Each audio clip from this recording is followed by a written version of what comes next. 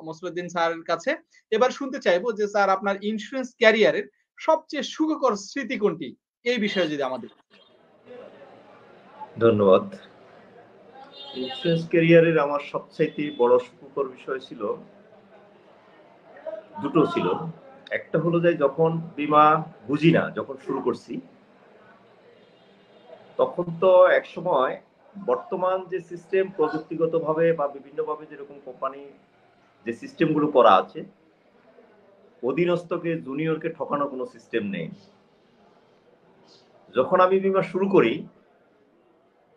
পদ পদবি নিয়ে নেই ন্যাশনাল লাইফ থেকে, যারা ন্যাশনাল আছে তারা অবশ্যই জানবে, সিনিয়র যারা আছে।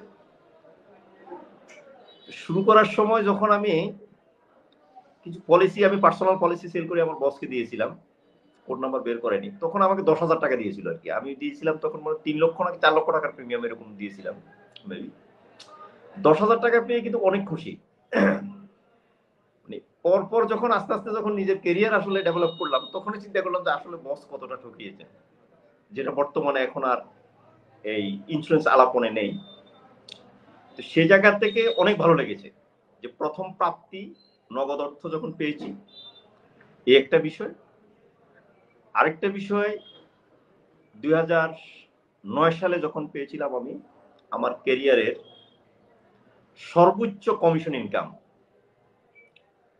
যেটা আমি পেয়েছি এই কুমিল্লা সাত্তার খান থেকে, ক্যাশ থেকে, আমি কোম্পানির চেকে আমি নিয়েছি। এক মাসের কমিশন ইনকাম আমি করেছি প্রায় ৩৯ লক্ষ টাকা। আলহামদুলিল্লাহ, ওখান থেকে আমার ইন্স্যুরেন্সের এর চাইতে বড় আর সুখকর নাই। এই দুটো বিষয় আমার আজীবন স্মৃতি হয়ে থাকবে। আরেকটা স্মৃতি আমার বস ছিল, এই দুটো বলে আমি শেষ করতে চাই। সেটা হলো যে আমার একজন সিনিয়র লিডার ছিলেন, আপনারা অনেকে চিনবেন, একসময় উনি সানফ্লাওয়ারে ছিলেন, আপনার জাহিদুল আবেদিন স্যার। স্যার মারা গেছে, স্যারের জন্য আমরা দোয়া করবো হয়তো। স্যার আমাকে একদিন বলছিল যে মুসলিউদ্দিন, দেখো বাংলাদেশটা হলো যে একটা মানি মেশিনের দেশ। এই যে দেশে যত সহজে টাকা ইনকাম করা যায়, সারা পৃথিবীতে এত সহজে টাকা ইনকাম করা যায় না, যদি একটু মেধা বুদ্ধি যদি থাকে। ধন্যবাদ। আমি স্যারকেও স্মরণ করি। আসলে স্যারের কথাটা আমার কাছে, আমার পেশার জায়গায়, এই পেশাদারিত্বের জায়গায় আমি সত্যি সত্যি পেয়েছি। এই তিনটা বিষয় আমাদের জন্য, আমার ইন্স্যুরেন্স ক্যারিয়ারের জন্য আমার সারা জীবন মনে থাকবে।